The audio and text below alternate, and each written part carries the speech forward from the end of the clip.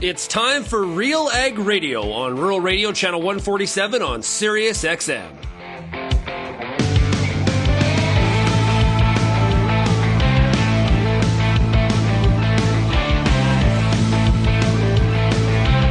RealAg Radio and RealAgriculture.com is your home for insight and analysis of the issues that are impacting your farm business. Let's get real and get connected with RealAg Radio.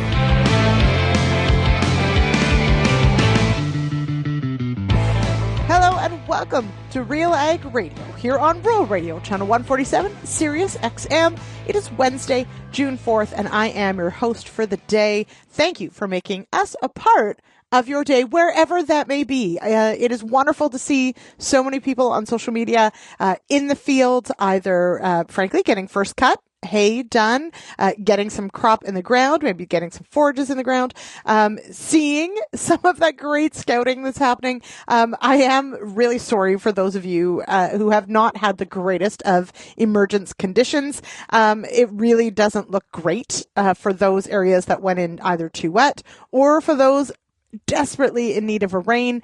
Let's hope that you get the weather you want and need this week. All right, we've got a great show lined up for you. On today's show, you're going to hear from John Barlow. He, of course, is the Shadow Minister of Agriculture. Again, I think this is his third time. So Sean Haney's got a great conversation with John Barlow to talk about several different things, of course, the outcome of the election, what's next, what's the plan, and the vision for agriculture and Agri-Food Canada. I am looking very forward to that one. I think it'll be pretty fascinating. We do have a product spotlight on today's show, so I will talk to Barry Senft with Seeds Canada about their upcoming annual meeting happening in Quebec City in about a month's time. And then incredibly fascinating. All y'all hang on for this one. If you've heard about New World screwworm and have been disgusted by it, join the team. But also, this is an incredibly fascinating story of how this New World screwworm has raised its ugly head yet again.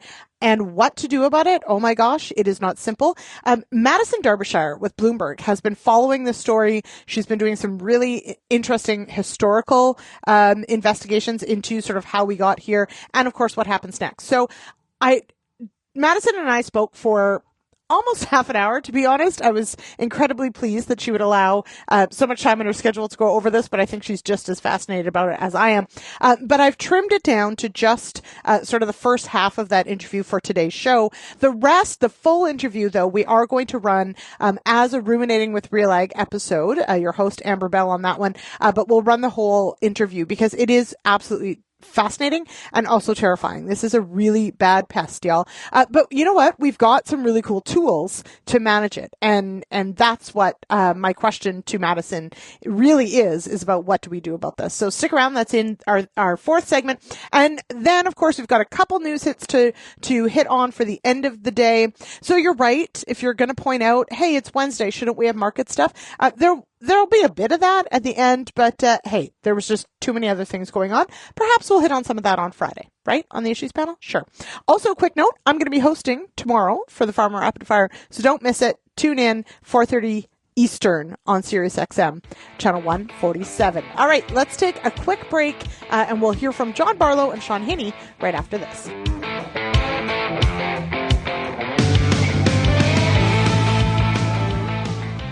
Time for a product spotlight with ATP Nutrition, the founder and CEO of the company, Jared Chambers. We're going to talk about foliar application during herbicide timing. The reason why is there's 4 natural stresses that occur in a plant. The second one is during rapid vegetative growth. So what happens just before we want to eliminate the weeds? That's when we put on a herbicide. This is a great opportunity, a second opportunity of a starter fertilizer to actually get the right balance of nutrients to really help propel that plant to drive rooting, drive vegetation, and also to help ensure that plant's healthy enough so that it can metabolize the herbicide. The plant has to metabolize and break down that herbicide so it doesn't die. That requires energy. This is a massive project we've undertaken for the last decade. We work closely with all the major crop protection companies. They supply us their actives. We do compatibilities to be sure that they're compatible in the tank. We also work with a lot of crop protection companies to look at the efficacy in the field. So we're going to go to atpag.com. Hi, I'm Bernard Tobin, host of the Soybean School on RealAgriculture.com. Throughout the year, on the Soybean School, we'll bring you timely agronomic video content from planting to harvest, from the latest agronomic research to the latest in production technology. Check out our massive video library on YouTube, RealAgriculture.com, or download the audio podcast versions wherever you get your podcasts. The Soybean School is brought to you by Mazik Seeds and Lalamon Plant Care.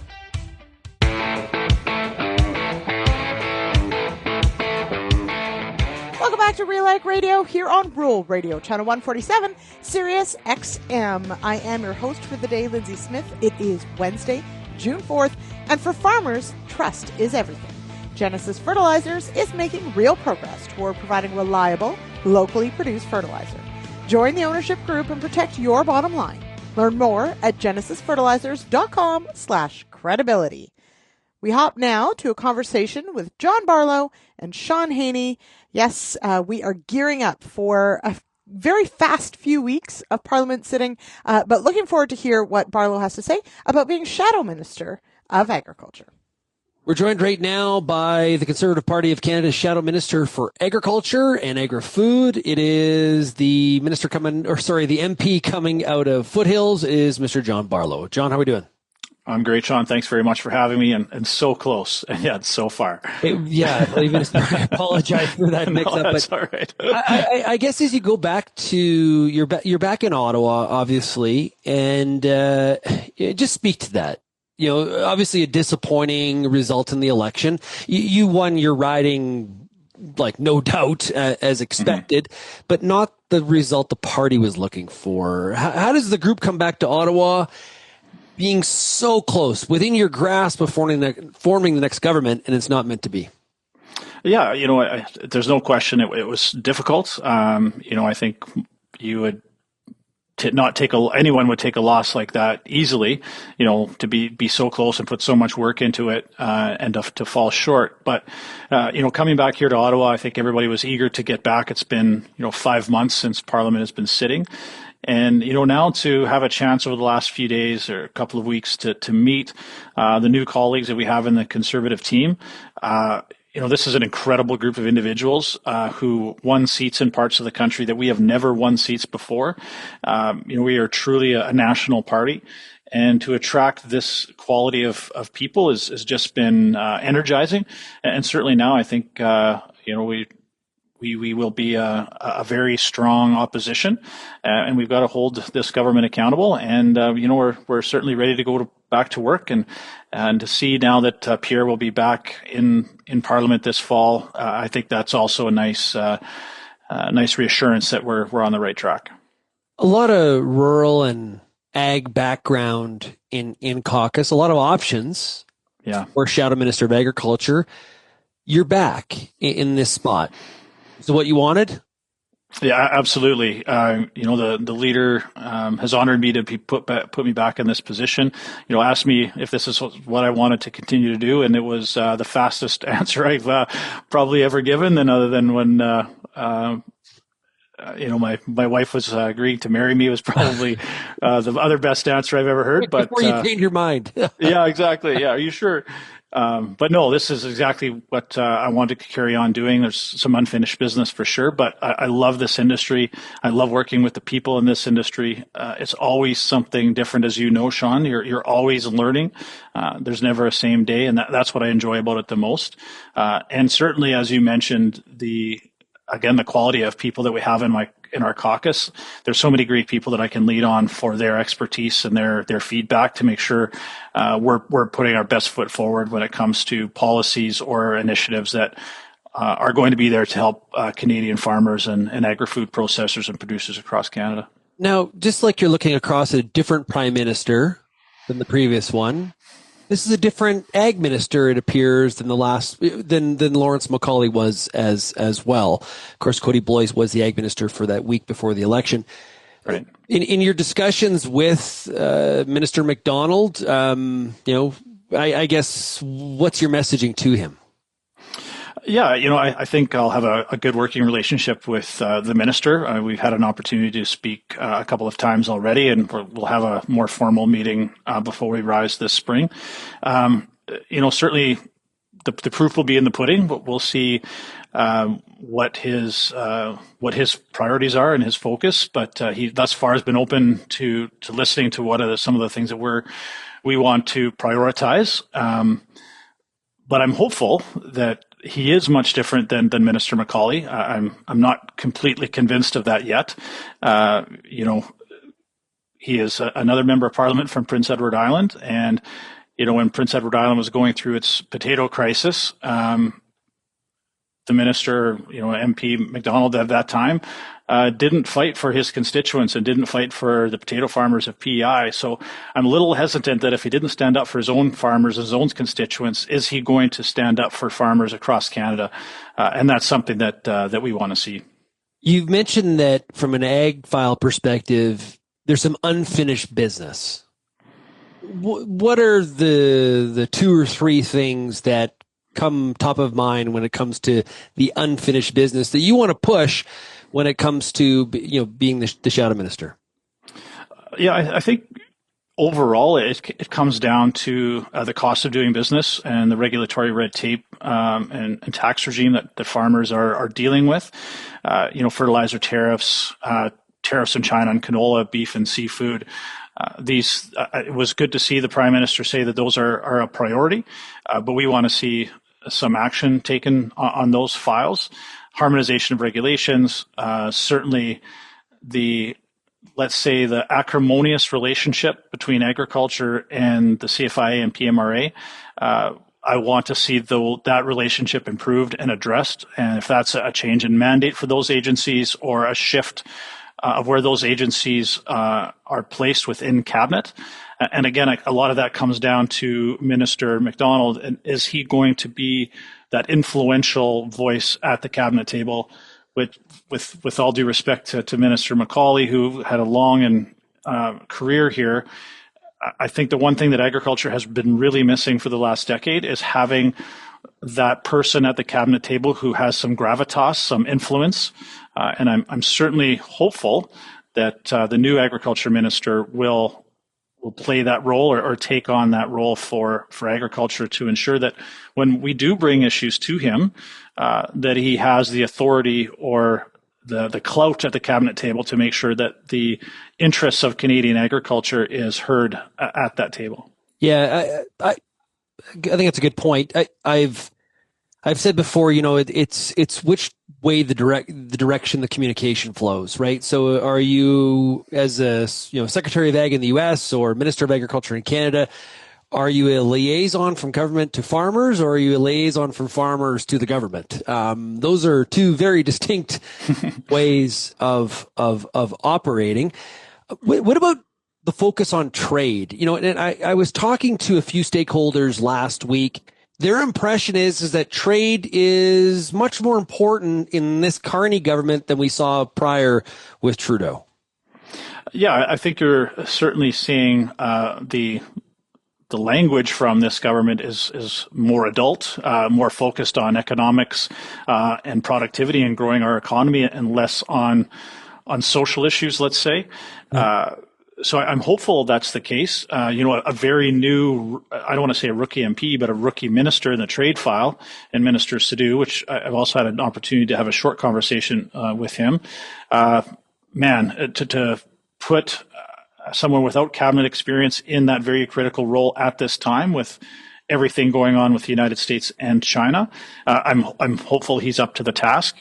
But he hopefully the focus of the Prime Minister to be prioritizing trade and economic growth will play out on where their priorities lie within the government. Yeah, there's been, I guess, lots of wonder. You mentioned kind of the direction relationship between CFIA and PMRA. I also have wondered about potential cost cutting in AAFC, the department. When it comes to that in the financial side of AAFC, where would you like to see the government go on some decisions? Is it a case of overall audit, cost benefit, or is there some simpler, lower hanging fruit that could just be tackled immediately? No, I think it has to pick a lane, and Ag Canada needs to decide what it wants to be and what it wants to accomplish. And I think one of the things that is really missing, and we would have focused on had we won that election, is an audit of Ag Canada and ensuring that there's some metrics in place within its mandate to measure its success, whether that's research, whether that's grants, its relationship with FCC, Farm Credit Canada. It just seems that there's a lack of focus within the department, and I would like us to see for that to change and really have some metrics around some reporting and some measurement of success on how dollars are being spent and are they being leveraged in a proper way where we're seeing results. Any insight to what some of the big topics will be at the Fed Prov meeting coming up in July?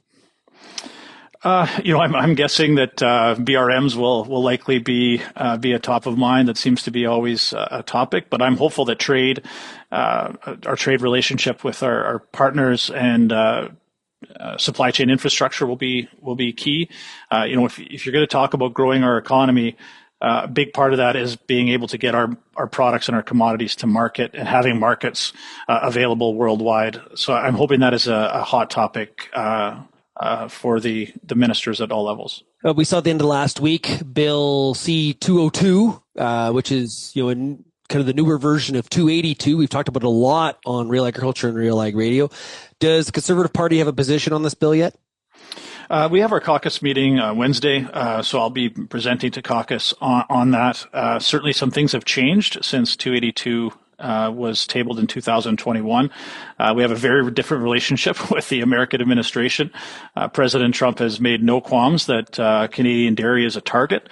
I think this is going to be an important issue for the Liberal government to make a decision on where it stands, and is it willing to pick fights with the president right now, with the current situation that we are facing with substantial tariffs and the rhetoric from the president.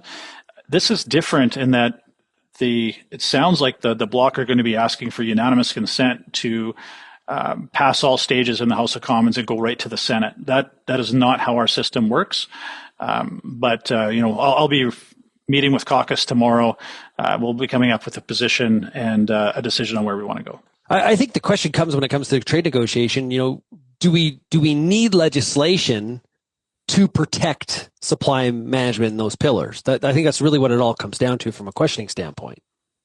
Yeah, and that's where I think this has gone really sideways, Sean, is that there's that rhetoric out there that if you don't support this bill, you don't support supply management.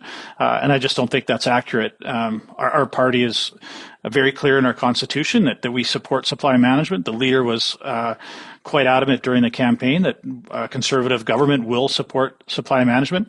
That doesn't mean that in a trade negotiation you put any industry off the table or any negotiation tool off the table. But again, we'll have that discussion at caucus tomorrow, and we'll see where we come. Well, John, hey, really appreciate you joining us here. I know we'll have lots of chances to talk in the future. Congratulations on being renamed. Third time, correct? Is Shadow for Agriculture? I think so. Yeah, I think that's right. I think it is 3. Well, 3 times the charm. Hey, really appreciate you joining us, and best of luck to you, and we'll chat again soon. My pleasure. Look forward to it. Thanks, Sean. All right, thank you to Sean Haney, of course, and John Barlow for that. We're going to take a quick break, and I'll be back with today's Product Spotlight with Barry Senft of Seeds Canada right after this. At Vaterstad, we aim to be the world's leading partner for outstanding emergence. We're doing that through innovative tillage, planting, and seeding equipment that's optimized for your field conditions and soil types. We also offer industry-leading capacities to help you get the job done in shorter windows of time. It's all designed to give your crop the best start possible so you can maximize yields. Vaterstad, we look forward to growing together. Peter Johnson at WheatPete, RealAgriculture.com, and What an opportunity! Oh my gosh! You think you can't grow better wheat? You are absolutely wrong. We're going to show you how to strive for those record wheat yields that they get in the UK and in New Zealand. You can grow 150 bushel wheat. I'll show you how. Catch Wheat Beats Word every Wednesday on RealAgriculture.com or download the podcast on iTunes or Spotify. We have the financial tool you're looking for. A cash advance from Canadian Canola Growers Association is a financial tool for farmers that offers flexible, short-term financing. Borrow your first $250,000 interest-free and the rest below prime. Put your advance to work in whatever way makes sense for your operation. Apply on over 50 commodities. Call our experienced team or visit ccga.ca. Cash advances are made under the Government of Canada's Advance Payments Program.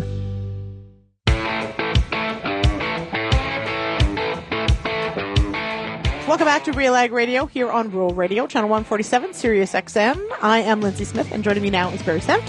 He is the CEO of Seeds Canada. Barry, how are you? Not too bad, Lyndsey. How are you doing? I'm doing well. Now, let's start with, because today we're going to talk about On This Product Spotlight, talk about the annual conference coming up. But first, for those listening, who or what is Seeds Canada? Seeds Canada is what I would describe yet as a relatively new organization. It'll be coming up to 5 years at the end of January 1. January 1. Seeds Canada is a result of a merger of four seed industry organizations that came together for the first of 2021. And organizations like the Canadian Seed Trade Association, the CPAC, who the Intellectual Property Protection Organization, the CSEC, the organization that represented seed analysts, and the former CSI, Canadian Seed Institute, who's now the Client Services, a merger of those four organizations that represent the full grain or seed value chain, grain value chain, seed value chain aspect of the industry. Time flies to think that it's 5 years already. Yes, it was 4 years yesterday for me in this role. So time does fly. Yeah, it does. Absolutely. Okay. Now, so of course, with thinking about the groups that make up Seeds Canada, plenty to discuss every year. Where and when is this year's annual conference? This year's conference is going to be in Quebec City. We're pleased to be able to have our members come out to Quebec City and enjoy the environment, the history of the city and the province. So we're looking very much to that location. Mm-hmm. It's a beautiful city. Maybe take some extra time. What are the dates? And are there any sort of does it start at an evening, run through? What should people plan for?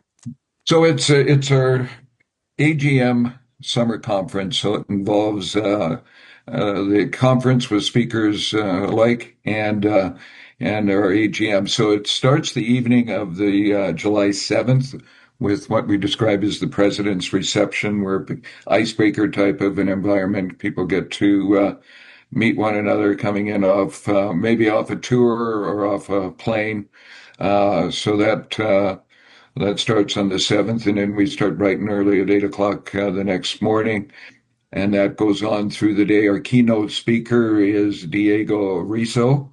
He's got two roles and responsibilities actually in the seed industry. One, he's the ED, Executive Director for Uruguay Seed Trade Association, but he's also represents the Americas, North and South America, on the world stage as our representative there. So he's going to be. We're going to open our first morning with Diego and have him bring his perspective of not only the Americas, representation of the Americas, but what Uruguay is, a relatively small country, but what would they have done in that country to move forward the seed industry there. So we're pretty pleased with Diego being able to do that. We're also going to be introducing our 4 new member committees. With the startup of Seeds Canada, some you start with new processes, some you move some of the former processes, legacy organizations into the new organization. CSTA had 8 policy and issues committees, and we ran those for a period of time, and it just decided it was time to revitalize that committee structure because, again, Seeds Canada is an organization that very much is grassroots and takes its direction from our board of directors and our members. We're going to have some time spent in person with those 4 individual committees. That takes us through to the end of Tuesday. Wednesday morning, we start with their AGM, where Brent Collins and myself will report on the organization's developments over the past year, our financial statements, and then we'll get back into the conference and continuance of guest speakers. And it wraps up Wednesday evening. Tuesday evening, I should mention, Lyndsey, we're going to go out and visit a sugar shack. Okay, so a packed agenda, obviously, a beautiful spot to host a conference. Lastly, then, as we wrap up here, who should attend and why should they attend? Well, I think anyone that's in the seed business for sure should be attending, and that's from seed growers to seed analysts, developers, plant breeders, even those that we're looking to have some policy people. The CFIA, of course, will be in attendance to that, representatives of AAFC. One of the other issues I should mention, Lyndsey, is we have a spot for the seed regulatory modernization process. We're awaiting the final report. This is going to be of interest to a lot of people, those that are directly involved in seed development and those that are not. All right, Barry, for those interested, where can they go for more information or who can they get in touch with? They can go to our website or to Kristen Henricks, and there's on our website, there's a registration process. And if that doesn't work, just let us know and we'll help you through the process. But we've got, I think, 150 with participants signed up already, with couples, another 22 or 25 partners. So we're looking, and this is still early yet. We still expect a number of people coming forward, so we're looking forward to that. All right, wonderful. Okay, so that's Barry Senft with Seeds Canada. The AGM coming up at Quebec City starts July 7th. So get out there and get signed up. And Barry, we'll see you there. Thank you. We will see you there, Lyndsey. Thank you. All right, we'll be back with more RealAg Radio right after this.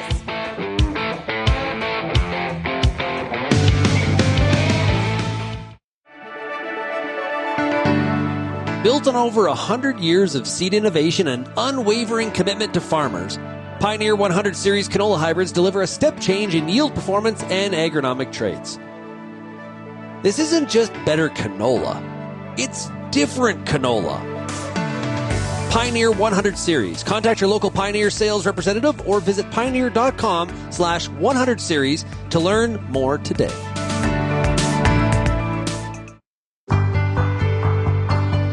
It's summertime, and you've got a lot of important decisions to make when it comes to your corn crop.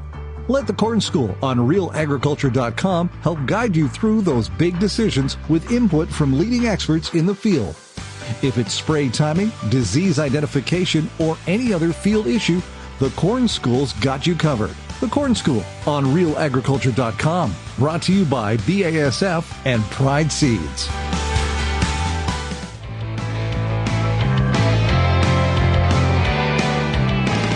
Welcome back to RealAg Radio here on Rural Radio, Channel 147, Sirius XM. I am your host, Lyndsey Smith, and this is your reminder to register for the Soils for Our Future, a gathering of global to local perspectives.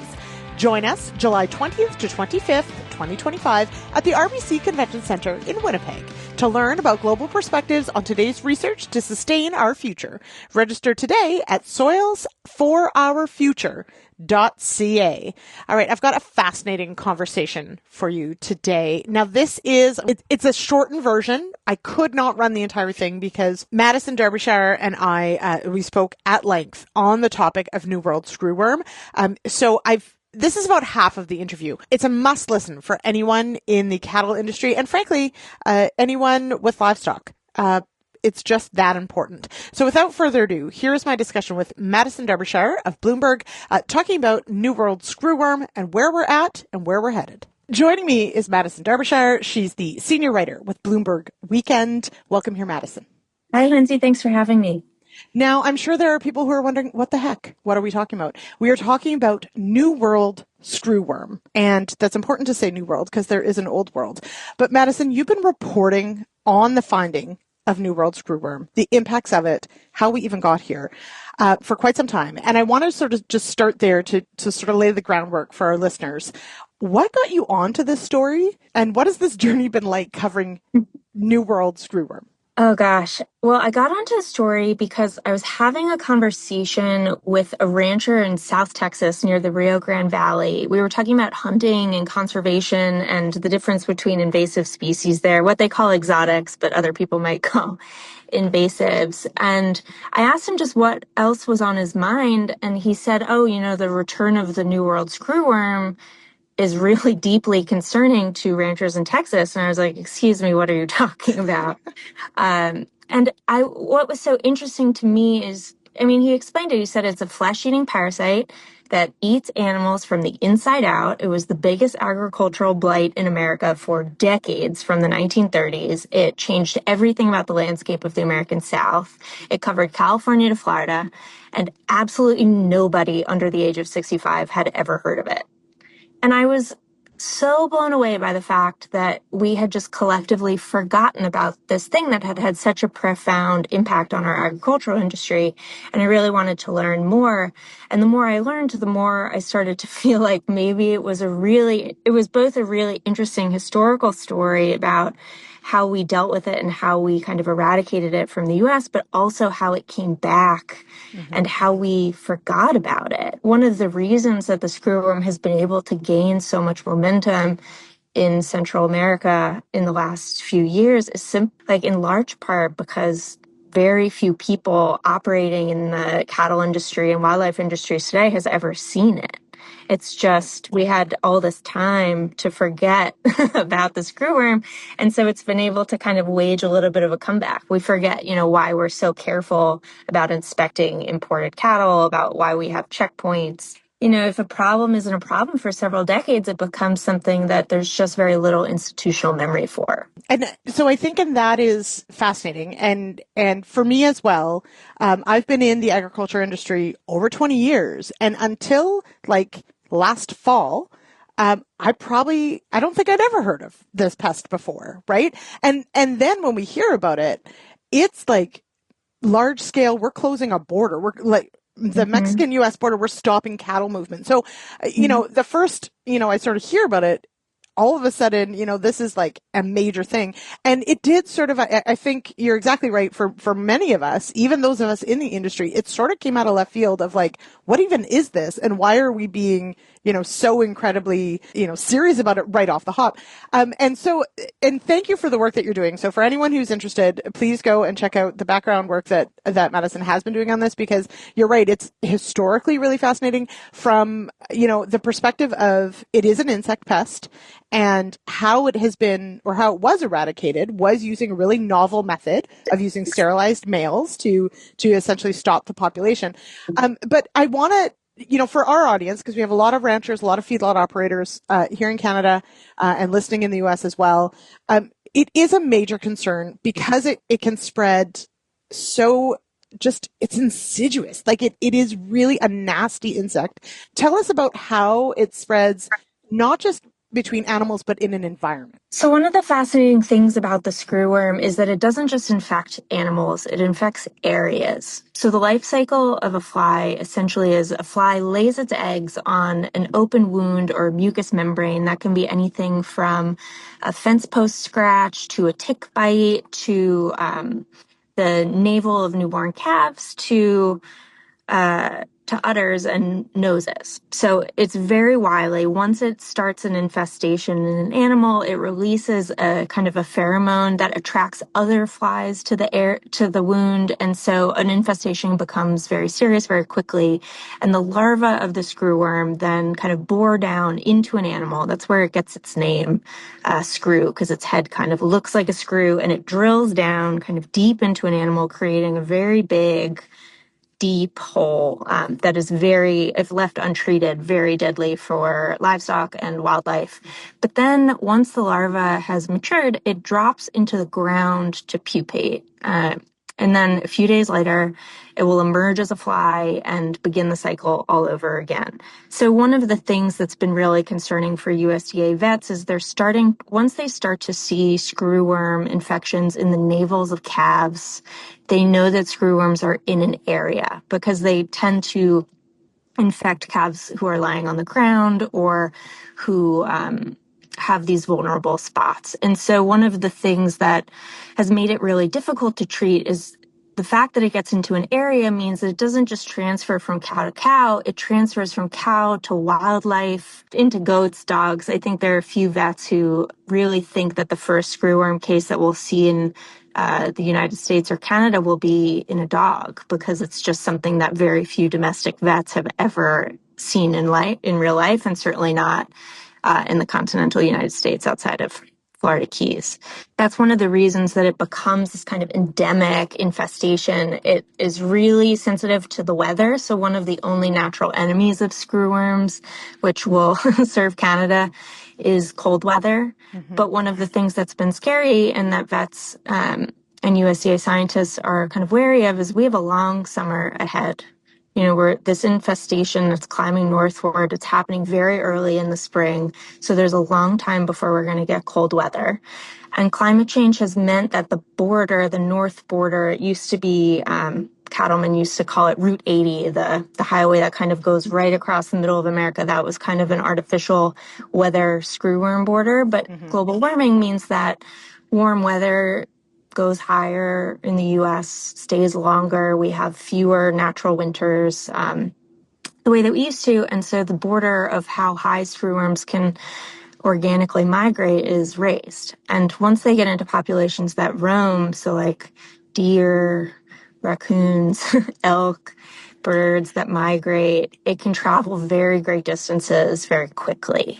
Yeah, that I think is one of the most terrifying parts of this, is that when you start to break it down, like obviously this is an economic issue for the cattle industry, or frankly, as you mentioned, perhaps goats, sheep, etc., other livestock. But that's the terrifying thing, I think, for me as a livestock producer as well, is that, you know, this fly will land on all sorts of different animals and potentially wild animals, right? Or humans, yeah. Yeah, or humans. And I'm thinking about, you know, some of the other insects that, you know, will burrow into flesh, etc. But this one is like exactly that. It can spread. It can get into the soil and then spread to wildlife, and the wildlife can move it. And so I think when you start getting into it, it is something like out of a very horrifying movie, but this is reality. And so I guess my question is, now we did see as far as I understand it, a misreporting. There was a reporting of it in the U.S. It was not true, that I have seen, and maybe you have an update on that. But you mentioned, you know, the fact that it's anticipated that we will find a case in the U.S., likely outside of cattle, just because no one's looking for it, for one thing, or we don't know what it is. We did, off the top, we mentioned, you know, that the U.S. border to Mexico, they had stopped cattle movement, that the U.S. had stopped cattle movement. What is the U.S. doing right now to either stop the spread, detect where it might be, or eradicate this once again? Because realistically, that seems like the only viable option is eradication. Yeah, so that's a really good question. And a lot of what's happening right now is kind of figuring out protocols. So the U.S., I mean, screwworms are very serious, but like in November, a single detected case of screwworms in Mexico was enough to shut the entire U.S. border down to livestock. It was that big a deal, and that's scary.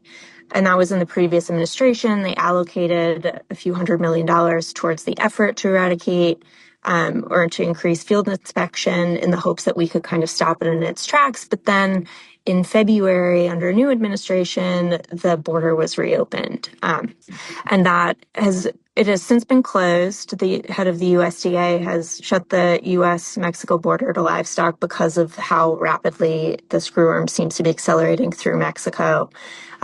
But what I've heard from ranchers and people involved is most of the USDA contacts that they have who are involved in this issue are in Mexico, working with the Mexican government, doing due diligence, making sure that we're putting in place the right protocols that would enable Mexico to reopen the border, because we are a very heavy livestock trade partner with Mexico. A lot of what else is happening, the USDA they have sent $21 million to repurpose a sterile fruit fly facility into a facility for creating sterile screwworms down in Chiapas. So the idea is they need to rapidly increase the number of sterile flies that they're able to produce in order to stop the northward march of the screwworm. So that's a really big step. But and I know in the U.S. there's a really big push among the cattle industry leaders, especially those in Texas, to reopen a domestic facility that will produce sterile flies. But there have been no commitments from the USDA on that so far. There has been some movement among leaders in Texas to kind of force the hand of government agencies to come up with a plan. I've been told that there's a meeting on June 25th in Kingsville, Texas, which is deep South Texas, where they will ask government leaders to reveal plans around quarantine protocols and quarantine areas. This might sound a little bit like screwworm housekeeping, but for people who have tremendous amounts of livestock who are worried about the screwworm, having this information is a very big deal. The concern, though, I think for many people would be, as you mentioned, the potential of government cutbacks having an impact. There's also, of course, the relationship between Canada, the U.S., and Mexico working together on some of these things. I think within the industry, we see so much collaboration, but within governments, not everything is rosy right now. So what have you found in the conversations between, let's say, Mexico and Mexico and the U.S., when it comes to the politics and the policies of trying to get this under control? Are Mexico and the U.S. on the same page, or is it oppositional right now?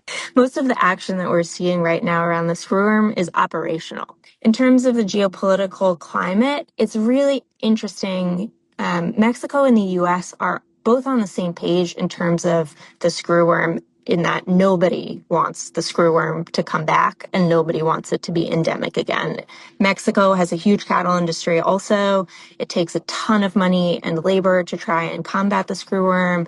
Nobody's interested in full-fledged screwworm return, but the U.S. and Mexico, especially in the last year, have had a very challenged relationship, particularly around the migration of people. And Mexico has responded to some of the heavier-handed approaches by the USDA with frustration. They don't want to feel like they're being made supplicant in this process.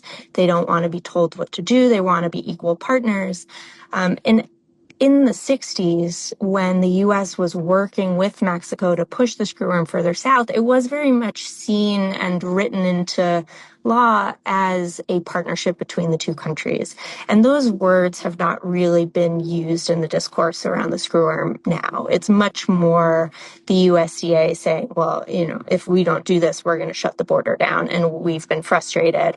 I know a lot of people who work on the issue, who work with Mexican partners, have been a little bit frustrated about what they feel is a lack of urgency around the screwworm and kind of issues with bureaucracy. And part of that is the same issues that we're seeing in DC right now, which is that rural issues are hard to get play in government for, and most people who are in positions of public policy right now do not know or remember the screwworm. It is not something that there's a ton of institutional memory for, both in agriculture communities, but also in lawmaking communities.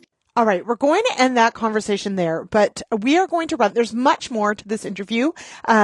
Madison was incredibly generous with their time, and we are going to actually run the entire interview on an upcoming episode of the Ruminating with Real Ag podcast. So check that out on all your favorite podcast platforms in an upcoming episode. All right, we're going to take a quick break, and I'll be back with more Real Ag Radio right after this.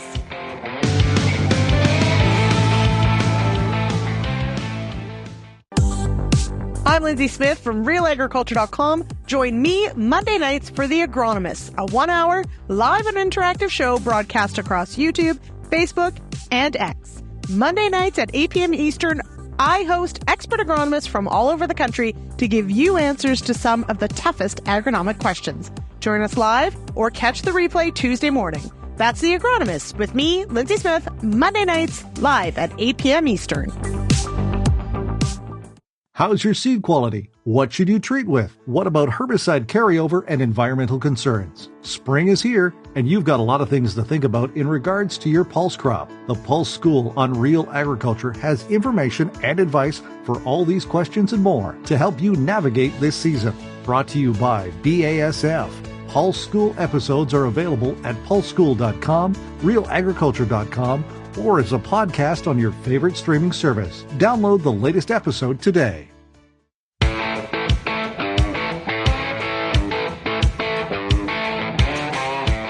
Welcome back to Real Ag Radio here on Rural Radio, Channel 147, Sirius XM. It is Wednesday, June 4th, and I am your host, Lyndsey Smith.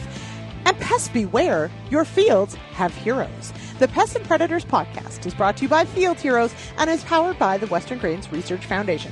Learn how beneficial insects fight pests and protect your crops. Visit fieldheroes.ca today. And speaking of those Field Heroes, tune in to Monday night's episode of The Agronomist. That's June 9th.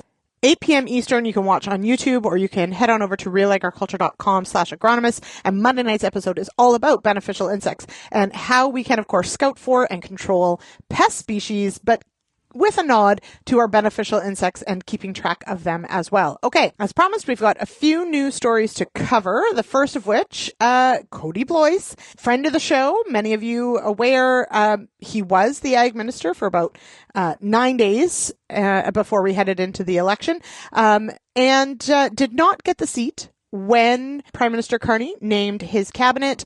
However, we did get confirmation this week. Now, it has not been officially announced, but we did get confirmation that Cody Blois will serve as a parliamentary secretary to the Prime Minister. So what exactly does that mean? Well, great question. Glad you asked. Parliamentary secretaries can be incredibly busy and incredibly influential.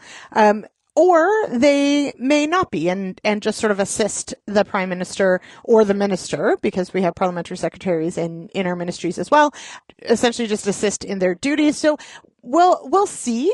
Prime Ministers have, emboldened their secretaries in different ways. Sometimes they have used them substantially, other times not. So I think for many of us who were pretty sad to see Blois not get the Ag Minister post, perhaps in this role as Parliamentary Secretary, we'll see him, of course, advocate on behalf of the agriculture industry.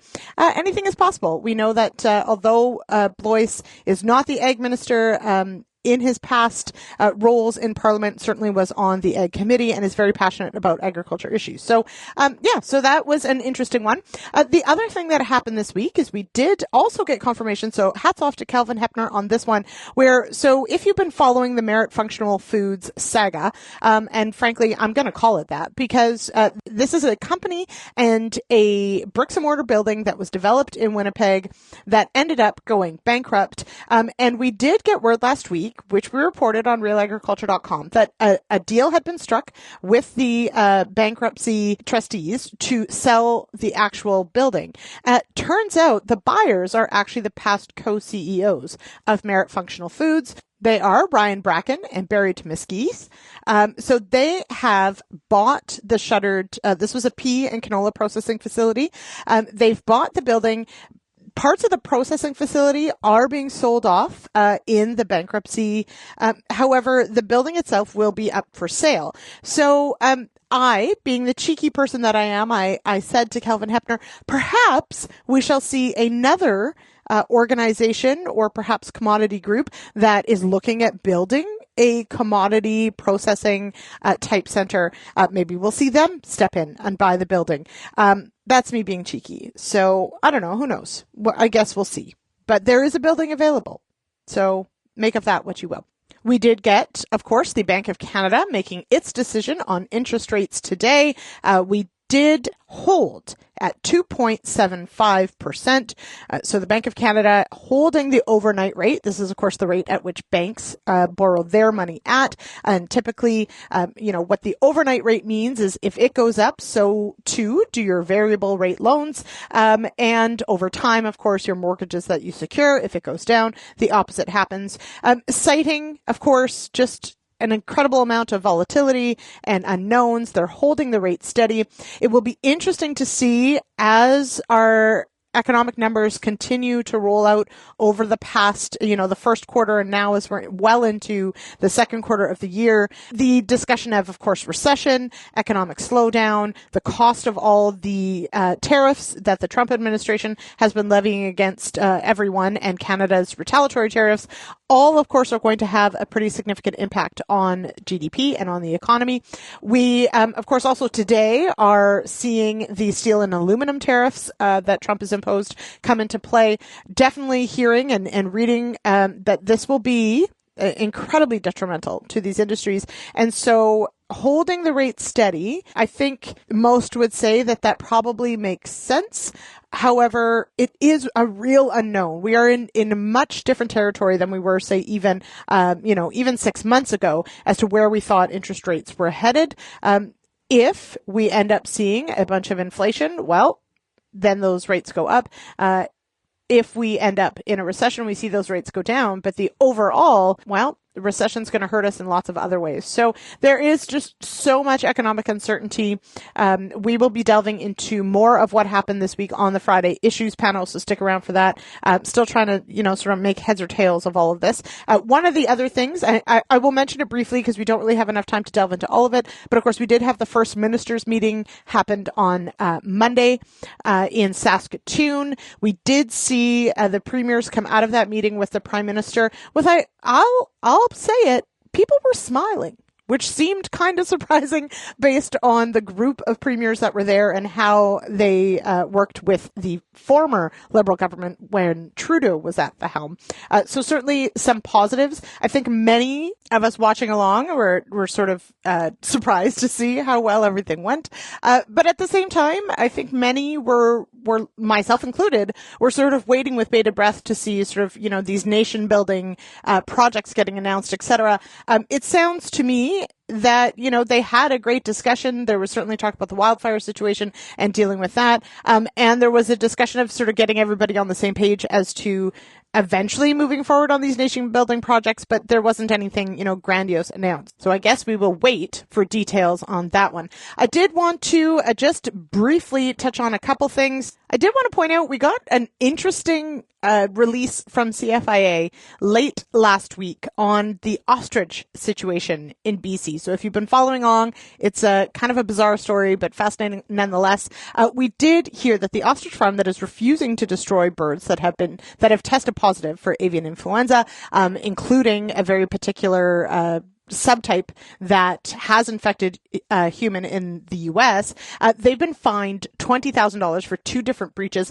But as of right now, and CFIA did send out this press release, which had actually quite a few details that perhaps as an organization we're not used to getting from them, but still saying that these birds need to be destroyed, pointing out that this farm could not provide any evidence of research happening at the farm, and they did charge them with 2 offenses and totaling about $20,000, and are still calling for, of course, the cull of these animals.